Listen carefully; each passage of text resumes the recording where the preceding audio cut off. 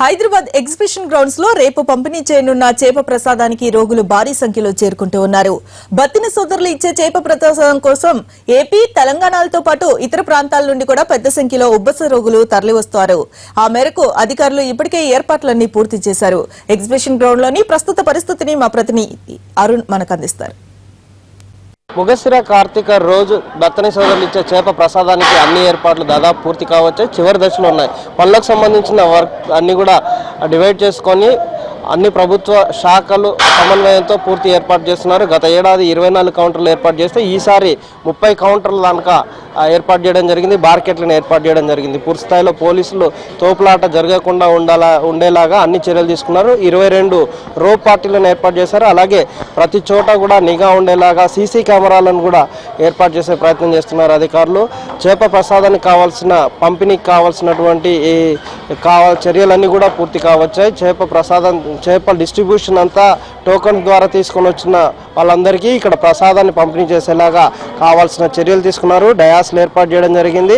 చేప ప్రసాదాన్ని బత్తిన సోదరులు తీసుకొచ్చిన తర్వాత ఎక్కడ పెట్టాలనే స్పాట్ను కూడా నిర్ణయించడం జరిగింది. అక్కడ ఏదైతే షెడ్లో ఉందో ఆ ప్రసాదాన్ని దాదాపు 2 క్వింటాల్లో 3 క్వింటాల్లో పైగా వచ్చే జనానికి సరిపడేలాగా అందిన ప్రసాదాన్ని మొత్తం అక్కడ స్టోర్ చేసేలాగా చేస్తున్నారు. అలాగే అధికారులు వస్తే ఇక్కడ కూర్చునేలాగా విఐపీస్కి వచ్చినా కానీ కొంచెం డయాస్ ఏర్పాటు చేసేలాగా చేశారు. మళ్ళీ దాంతోపాటు ఇక్కడికి వచ్చిన జనం అందరికి కూడా తోపులాట జరగకుండా ఉండేలాగా బ్యారికేడ్ల ద్వారా ఒక్కొక్కరిని పంపించేలాగా చేస్తున్నారు. 24 గంటల పాటు జరిగే చేప ప్రసాదానికి సుమారు 50,000 మంది భక్తులు అలాగే ప్రసాదం స్వీకరించడం కోసం వస్తారని అంచనా వేస్తున్నటువంటి అధికారులు కావాల్సిన చర్యలన్నీ తీసుకున్నారు. నీటి సౌకర్యంతో పాటు లైటింగ్ అలాగే వారికి కావాల్సిన ఏదైనా ఆపద సంభవిస్తే తీసుకోవాల్సిన జాగ్రత్తల్లో భాగంగా వైద్య శాఖ అధికారులతో కూడా పూర్తిగా ఏర్పాటు చేయడం జరిగింది. వాళ్ళందరినీ కూడా అందుబాటులో ఉంచాలని చెప్పారు.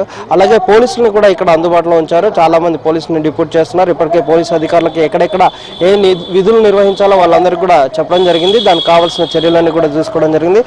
ఈ అర్ధరాత్రికి ఇప్పటికే చేప ప్రసాదాన్ని తీసుకోవడం కోసం ఒక రోజు ముందుగానే ఇక్కడికి బారులు తీరిన సంగతి కనిపిస్తుంది. చాలా చోట్ల ఒక రోజు ముందే ఇక్కడ వచ్చి స్టే చేస్తున్నారు. ఎక్కువ మంది ఉంటారు కాబట్టి త్వరగా చేప ప్రసాదాన్ని తీసుకెళ్లాలనే ఉద్దేశంతో తోపులాట జరగకుండా ఉండడం ముందే లైన్లో ఉండడం కోసం ఇక్కడే బస చేస్తున్న వాళ్ళు 2 రోజులుగా ఇక్కడే బస చేస్తున్న వాళ్ళు ఉన్నారు. కొంతమంది బెంగళూరు నుంచి వచ్చినటువంటి వీళ్ళు బెంగళూరు నుంచి చేప ప్రసాదం తీసుకోవడం కోసం వచ్చారంట. వాళ్ళతో మాట్లాడదాం. మీరు అంటే ఈ చేప ప్రసాదానికి సంబంధించిన ఇన్ఫర్మేషన్ మీకు ఏముంది? మీరు అక్కడ నుంచి వచ్చారు కదా, అసలు మీకు ఏ సమాచారంతో వచ్చారు?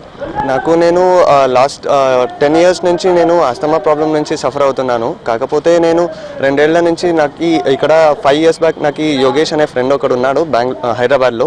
సో అతను చెప్పాడు, ఇలా హైదరాబాద్లో ఒక మంది ఇస్తారు, దాన్ని తీసుకుంటే కంటిన్యూస్గా 3 years 4 years తీసుకుంటే మళ్ళీ ఈ ప్రాబ్లం రాదు అని చెప్పినాడు. సో అలా అయితే నేను 10 years నుంచి చాలా ప్రాబ్లం ఫేస్ చేసేవాడిని. ఇప్పుడు లాస్ట్ ఇయర్ వచ్చాను. నేను ఇక్కడికి వచ్చేసరికి ఇక్కడికి వచ్చే లోపే ఇక్కడ ఫంక్షన్ అయిపోయింది. సో అయిపోయిన దానివల్ల నేను ఇక్కడ వాళ్ళు ఎక్కడెక్కడ ఉంటారో అక్కడంతా వెళ్ళి వచ్చాను. కాకపోతే ఛాన్స్ దొరకలేదు నాకు. అందుకని లాస్ట్ 1 year నుంచి నేను వెయిట్ చేస్తున్నా ఈ మందు కోసం. సో ఇప్పుడు ఈ మందు దొరుకుతుంది అని చెప్పేసి నా ఫ్రెండ్ చెప్పినాడు 1 month back. So 1 month back నుంచి నేను చాలా ఎగ్జైటింగ్గా వెయిట్ చేస్తున్నాను ఈ ప్రాబ్లం నాకు క్లియర్ అవ్వాలని చెప్పేసి.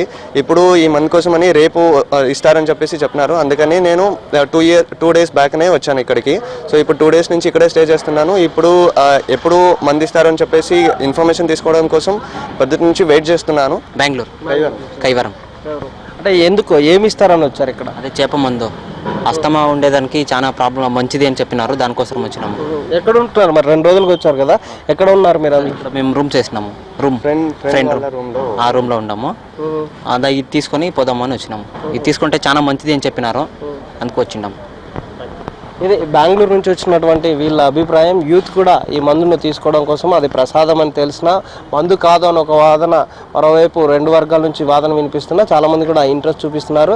ఆ ఫ్రెండ్ ఒకరి నుంచి ఒకరికి వచ్చిన సమాచారం మేరకు చాలామంది ఇప్పటికి రావడం జరిగింది. ఛత్తీస్గఢ్, కేరళ, అలాగే మహారాష్ట్ర, ఉత్తరప్రదేశ్ లాంటి చాలా ప్రదేశాల నుంచి చాలా జనం కూడా ఇప్పటికే ఇక్కడికి రావడం జరిగింది. అలాగే ఆర్టీసీ కూడా పూర్తిస్థాయిలో ఏర్పాటు చేస్తున్నారు. రైల్వే శాఖ కూడా కావాల్సిన అన్ని చర్యలు తీసుకుంది. వివిధ స్టేషన్ నుంచి దిగిన వాళ్ళందరినీ కూడా తీసుకురావడానికి ప్రసాదానికి ఆర్టీసీ దాదాపు 100 బస్సులను ఏర్పాటు చేయడం జరిగింది. రైల్వే డిపార్ట్మెంట్ వాళ్ళు కూడా అక్కడికి వచ్చిన జనం కోసం కావాల్సిన త్రాగునీరు అలాగే మిగిలిన వసతి కలిగించేలాగా రైల్వే స్టేషన్లలో ఏర్పాటు చేయడం జరిగింది.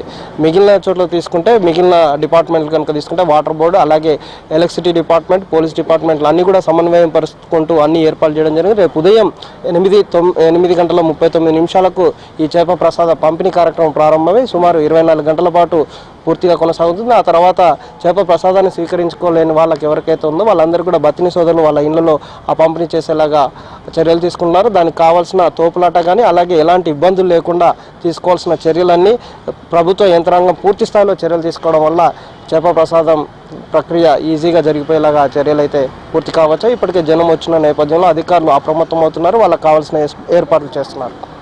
రాజశేఖర్తో అరుణ్ కుమార్, NTV, హైదరాబాద్.